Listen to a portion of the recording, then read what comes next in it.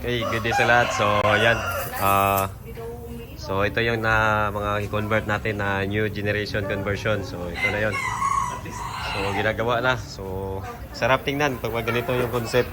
So, natapos na ito. Yan na yung concept sa harapan. So, yan.